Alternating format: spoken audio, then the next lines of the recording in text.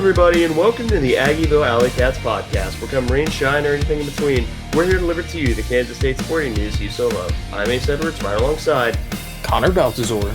And welcome to this week's weekly recap, where, of course, we're going to go over all of the non-rev news, as well as a little bit of former men's basketball player news, and talking a little bit about the coordinator pressers, because we imagine that a lot of you beautiful people who smell wonderful are listening to this episode on your way to the Arizona game. In fact, I probably am, but just to make sure, QA appearances or QA reasons. But before we get into the weekly recap, we do want to thank the sponsors of this episode, and that is Greg, Arthur, and Grandma. Thank you, Grandma.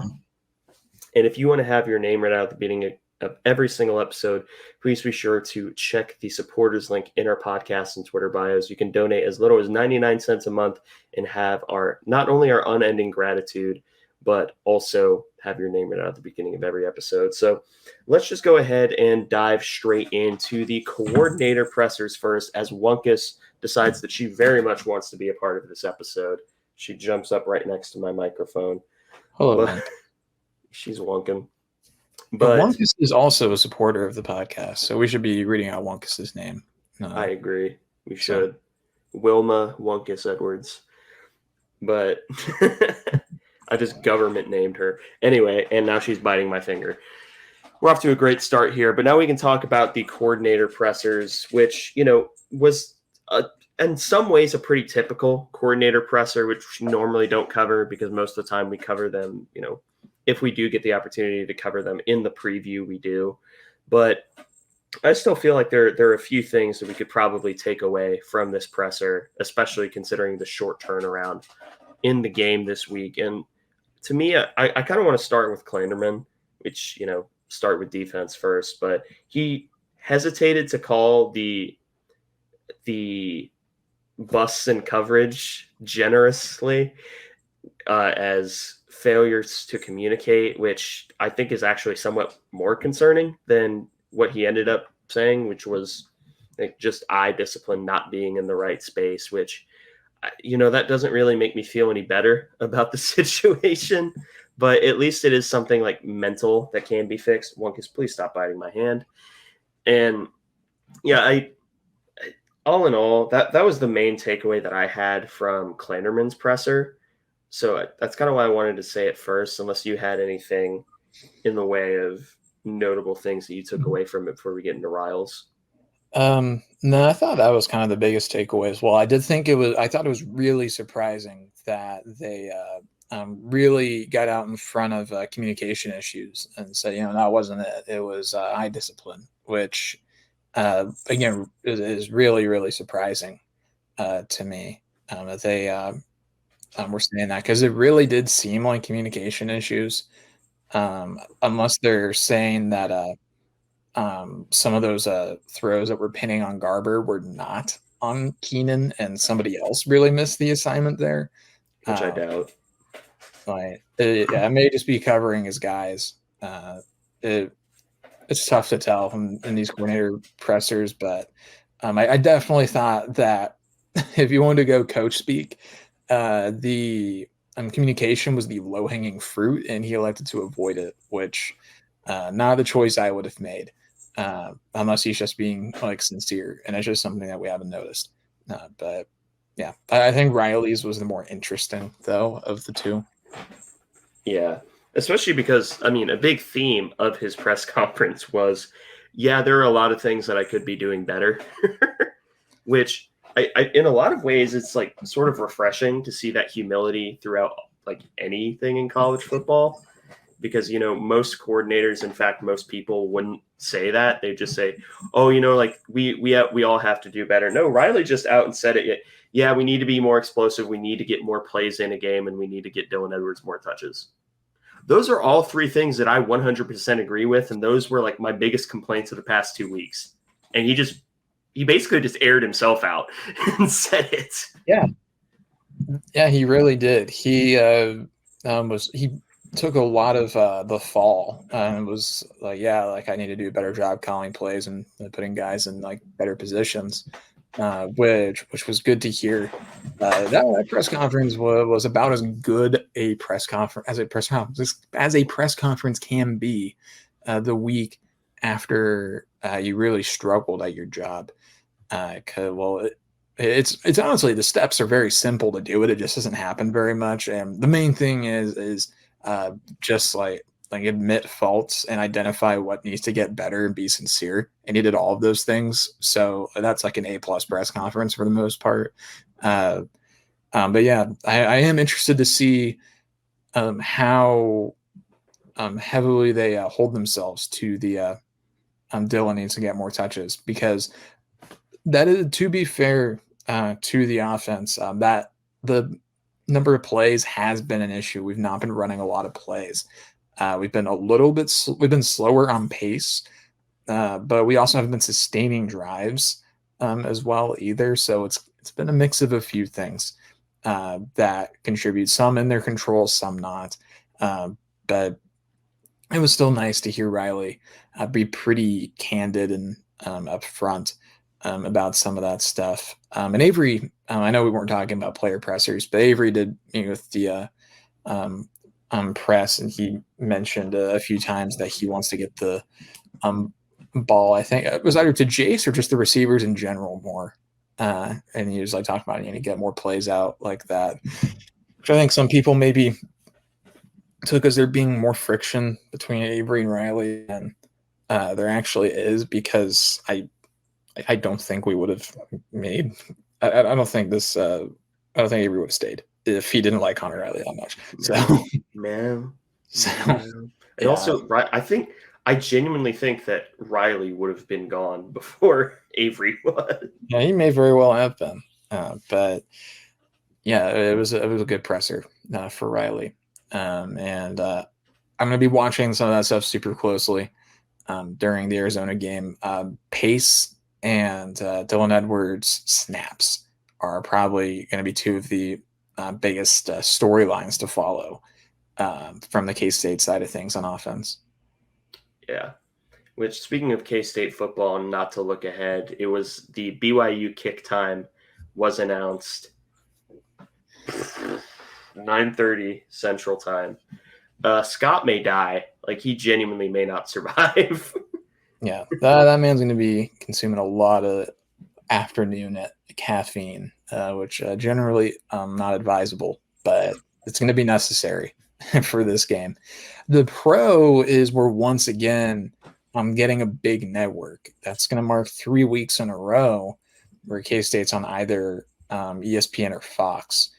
So again, not the best time slot. I mean that 10:30 Eastern is pretty brutal, but the I guess plus side, if you want to look at any, is there's not going to be a lot of competition in the window, but it's not all that important. I think. I mean, viewership's good and all, and it's like a secondary concern, I think. But as long as the players adjust, fine.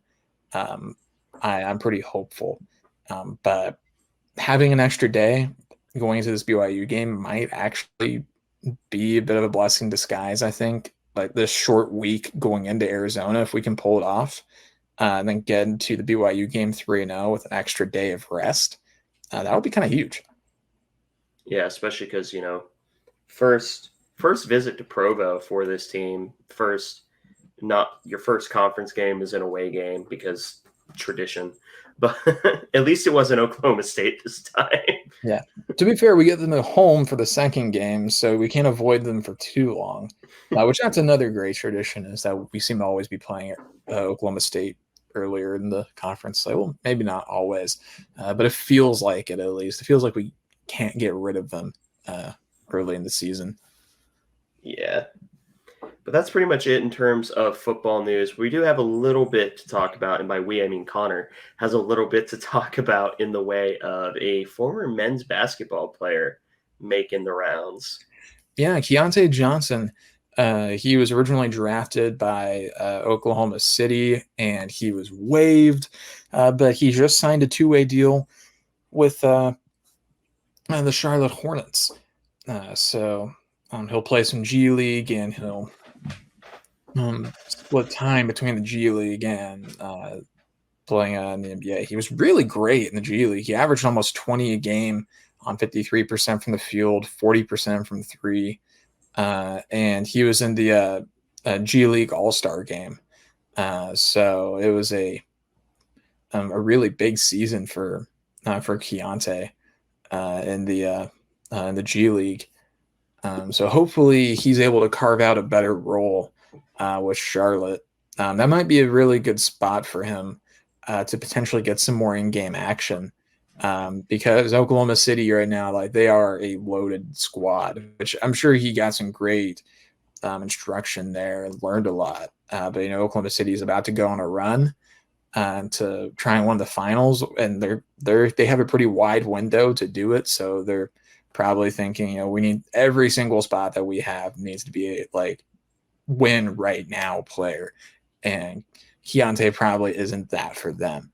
But Charlotte may be willing to spend a little bit more time developing him, so that could be a good spot for Keontae. So shout out to him. Yeah, shout out KJ, forever a Wildcat, and he was never anywhere else. But now we can talk a little bit about the Volleycats, and to say that it's been a slow and disappointing start, I think would be a little bit of an understatement. I mean, granted their starting schedule has been pretty difficult, playing some high-rated teams, and it's just a rough start that we weren't really expecting, and it's a rough start that can kind of put a damper on the hype of the season. But the first match that we're going to talk about was up against USC, who was ranked at the time. K-State ended up only picking up one set. USC picked up three. USC picked up the first, third, and fourth, 25-21, 27-25, and then 25-22. K-State ended up winning set 2, 25-16. So at the very least, most of the sets were close, except for, of course, the one K-State won, which was not at all close.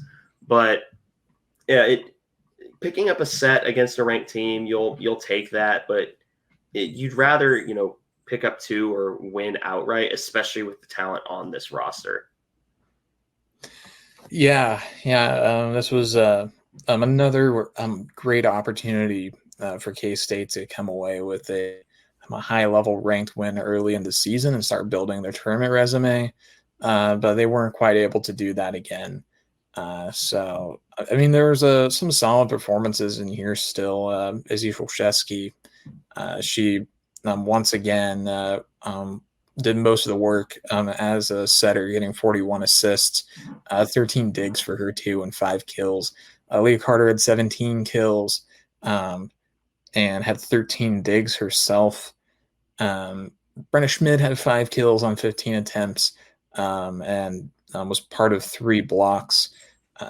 And then Liz Gregorski had 11 kills on 28 attempts.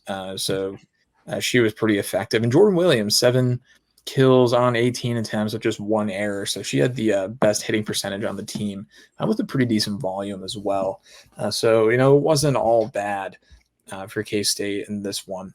In fact, they actually had more kills than USC in this game, only by 1. But it's still more kills. Yes, they did have 6 more attacking errors, though. And on top of it, they also what am I looking for here? Anywho, they had some reception errors, and they were a little sloppy, and they could have played better. And it kind of seemed like a bit of a trend to pick off a set against some of these really good teams and just have one where you just absolutely obliterate them and then just kind of run out of gas. I mean, we nearly got that 3rd set and that 4th set, but it's been kind of slow starts and lack of consistency that's been hurting this team so far. Yeah, and that was sort of the big problem last year as well at the start, was just kind of, starting slow. Also, Skylar Thompson is now in the Thursday night football game. It appears Tua has gotten his egg scrambled once more. But that's neither here nor there. But, yeah, that was sort of the MO last year as well. And it took like sort of the middle of the season, or at least, the first couple of games of conference play to really sort of figure out, how to come out of the gates firing. And, that's not formula against ranked teams. It's just not. No, it's really not. And I guess that kind of continued into this next match too. Yeah, it continued into Crichton, where it was never ever close in any of the sets. 25-17, 25-13, and 25-19. K-State ends up getting swept. And yeah, it just wasn't pretty. And I will concede that Creighton, I switch, which bothers a lot of people. But they are a really good team. Connor was telling me, I'll cite my source on this one. Connor was telling me that they did go, they were putting up a fight up against Nebraska, who, is a perennial volleyball powerhouse, because of course they are. But still, getting blanked and never having it feel even remotely close is a little bit disappointing. Yeah. There's not a lot really to take from this game, honestly. Leah Carter was solid. 11 kills on 37 attempts, only 3 errors. But K-State, as a squad, had 33 kills with 20 errors this game, and that's just not going to do it. 4 receiving errors as well. Look at Creighton on the other side of things. They had 45 kills, just 9 errors. So, I mean, that tells pretty much the story of the match right there. They also threw in 20 blocks as a team, including combined assisted blocks, whereas K-State only managed to give 4. So again, the state of Nebraska, for some reason, is just like a volleyball haven, kind of like how Indiana is like really great at basketball for no reason. So it's kind of weird, but yeah, a really brutal schedule to start the season for K-State volleyball. Pete Hughes challenged the baseball team in a similar way, but this gauntlet may have been even more difficult than what Pete Hughes did. And the only thing you worry about is maybe making it too much to start the year. Yeah. Because I had some opportunities to knock off some really good teams, and really they weren't able to convert on any of them. Now, most of them, they put up a pretty good fight, like Purdue. That was a really close matchup. USC was the same. Creighton's really the only one that was a genuine blowout. The other ones, K-State at least, had a fighting chance in them. Yeah. And the next matchup was actually it was up against Lipscomb, who actually beat K-State last year. K-State ends up beating them 3-1. Lipscomb took the first set 25-20, and then K-State with the gentleman's sweep of 27-25, 25-22, and then 25-22 again. So it was nice to get back in the win column. And I mean, that's really my biggest takeaway is, man, I'm really happy that we're back in the win column.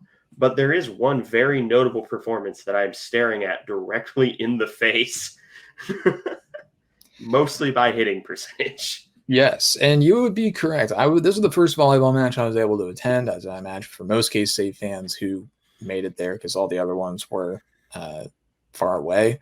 But Meg Brown was just absolutely electric. And I wasn't checking the stats as I was watching, but I'm looking at the stats now. I'm like, yeah, that actually makes a lot of sense that it looks like that, because she, particularly from the second set on, kind of took over. Because in the first set, we were kind of having a lot of issues with our attacking. We were trying to get, it seemed like our strategy to begin was hit into blocks and try and get generous deflections. And as it turned out, that was not a good strategy for K-State to roll with. And that first set was 25-20. But it did not feel like 25-20. There were points where Lipscomb led by like 6, 7, and 8. And Casey kind of made a bit of a run to narrow the gap a little bit there at the end of the set. But honestly, that first set was a bit of a blowout. It was not a very good set at all for K-State. But then we went back to the drawing board and won a really tight second set. And then those third and fourth sets, K-State controlled most of the way for them. And Lipscomb was more so hanging around than really playing particularly well. But this was a closer to what I've been expecting from the Alleycats. Again, home court advantage is such a huge thing for K-State in particular. But yeah, Meg Brown was just absolutely fantastic in this matchup. Attacking, she had 20 kills on 34 attempts, just 4 errors. So she hit 471 on this one and was hitting, I say, in some ways, at times she looked more effective than Aaliyah Carter, I thought, because what she brings differently to the tables. Aaliyah Carter is a little undersized, but has incredible explosiveness to make up for it.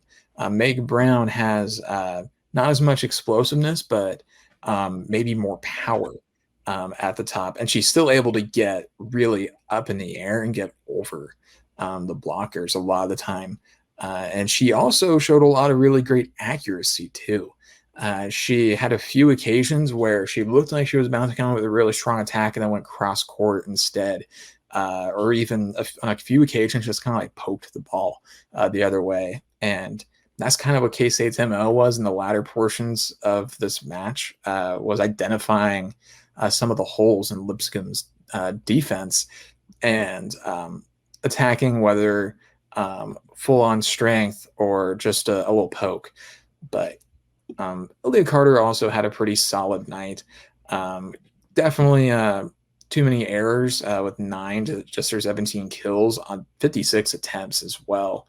But she all in all was pretty effective and also had the game-ending kill too. And also had 3 solo blocks in this one. K-State did a really great job with the solo blocks in this match. Other than her, Nia Clinton struggled in this one. She had her moments, but there were a few times where I think she was trying to force the issue a little bit. And there was one time in particular where a wild deflection happened and on a block attempt from K-State, and it went right to her, and it was like kind of floating in the air. Almost, it was like slow motion, like perfect like opportunity to just like obliterate Lipscomb, because it went cross court on this, and they had nobody over there, and she came back and just like came down on it too much and put it straight into the net in front of her, and she followed it up with getting a kill. But was clearly really frustrated, which fair, but yeah, fair enough. Yeah, I can't argue with that. Yeah, but a bit of a rough performance for her. Izzy Sholszewski was really good in a few areas. Attacking was not one of them. She had 1 kill, which was really great. But normally she has her little attack where when she goes for a set, she'll sneak like a sweeping attack in. And that just wasn't really working this time. And she missed it a few times early as well. But she had some... she had an emphatic solo block, 1 point, 47 sets, and then 12 digs too. Other than that, not a lot of other super notable performances. Other than the only one I'll mention is Mackenzie Jones, who I don't think had played up until this point. Got in 3 different sets. She didn't record a lot of statistics, and she mainly was getting in towards the tail end of the sets and played like the last 5 or so K-State points.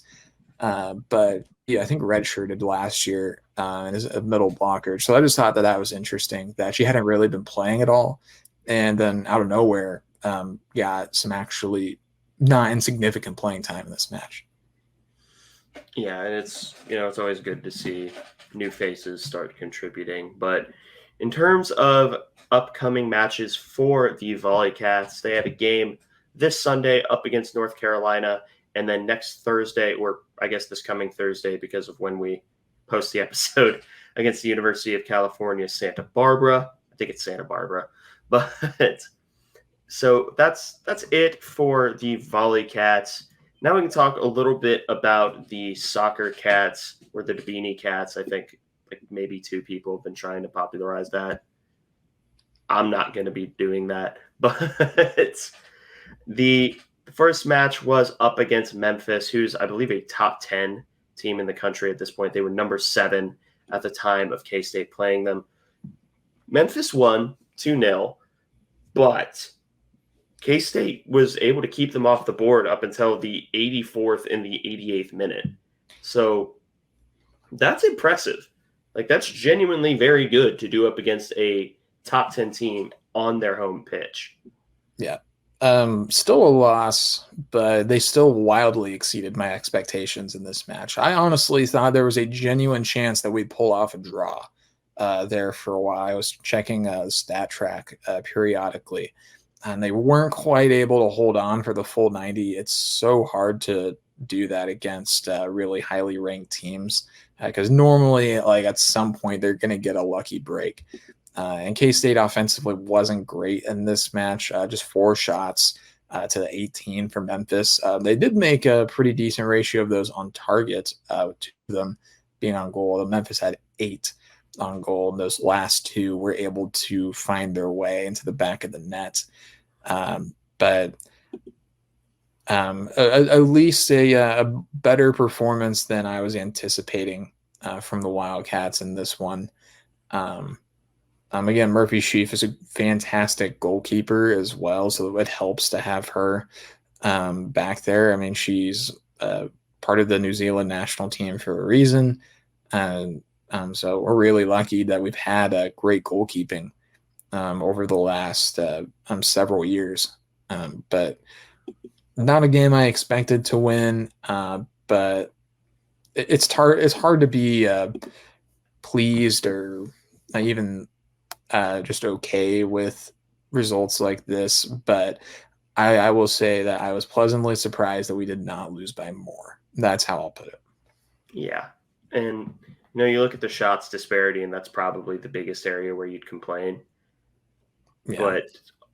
But a lot of times, yeah, that'll tell the real story of the match is shot disparity. But I mean, that's also part of soccer. I mean, like occasionally even Manchester City is going to lose, even though they may outshoot some like bottom of the table team in the Premier League, like 30-2. But if that horrible team like gets one lucky shot off, like that's all it takes in soccer. It's difficult to get an upset, but if you can just get one, then like that changes everything. But every goal counts the same. But still, you want to create more chances than K-State did in this one, and they just couldn't do it. Yeah, which, you expect, but still. When is K-State going to put in an Australian soccer team?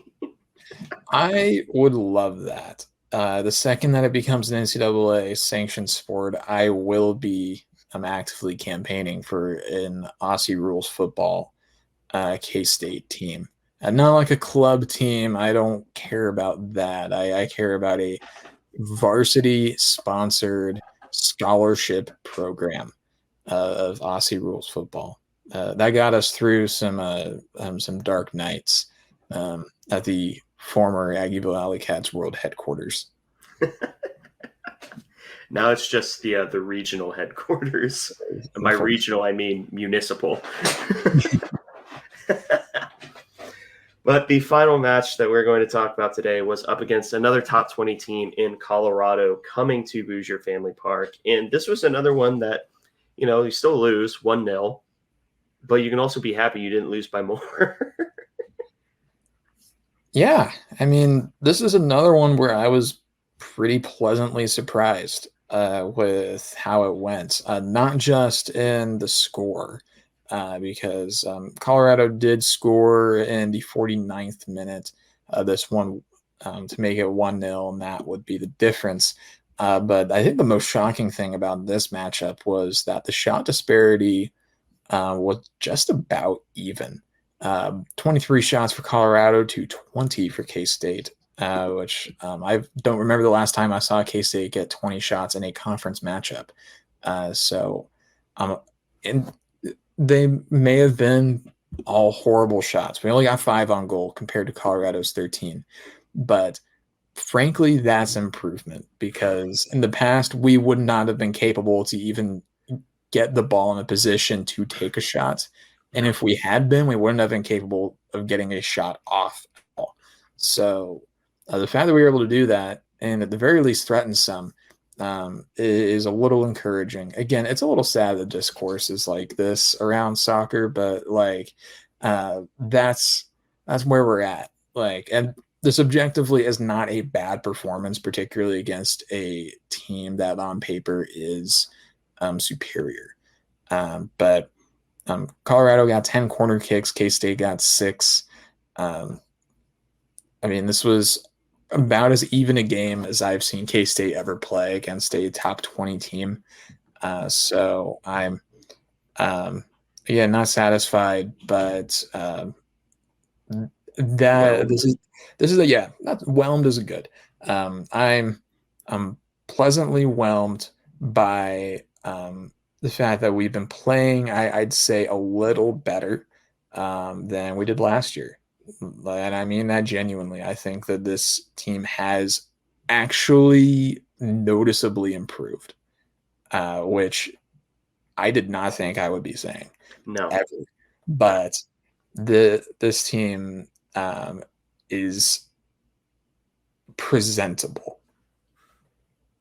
Yeah, and they're not to be mean to previous teams, but there were teams that weren't. Anyway, do you have any final notes before we sign off? Next matchup is in Morgantown, September 19th, and then they follow that up with a match in Cincinnati. That's Sunday, September 22nd. So a couple of away fixtures and conference play upcoming. And it's got a long slate still going. But I always forget how early soccer season ends as well, because our last regular season game is October 25th. So I always forget about that because I think the postseason takes a really long time. They try to get done before like the pitch is frozen, I think. So understandable.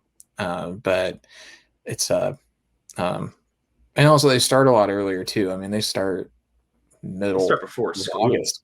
Yeah, they start before classes even start, or at least before the fall semester begins. But so lots of losses, unfortunately, in the non-revenues. I think the women's golf team won the Power Cat Invitational, which I'd hope that we win our own tournament at our home course.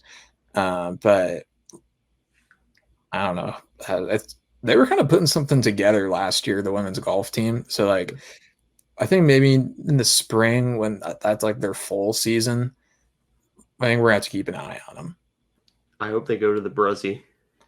I hope they do too, man. I'd really like it if they were to go to the Bruzzy. And if not, I think I'm going to send a pleasant but strongly worded email to the athletic department about why we are not taking part in the Bruzzy Invitational. On that note, thank you all for listening to this episode of the Aggieville Alleycats podcast. If you want to follow or contact the show, you can follow us just about anywhere at Aggieville Alleycats. And if you want to email us, we're AggievilleAlleycats@gmail.com. If you want to follow us on a more personal note, I am at ACEdwards00. I am at Connor Balthazar, capital C, capital B. And if you want to support the show financially, please be sure to check out both the official supporters link and the merch link in our podcast and Twitter bios. But most importantly, thank you all for listening to this episode of the Aggieville Alleycats podcast. Where come rain, shine, or anything in between, we're here to deliver to you the Kansas State sporting news that you so love. Stay safe, Alleycats.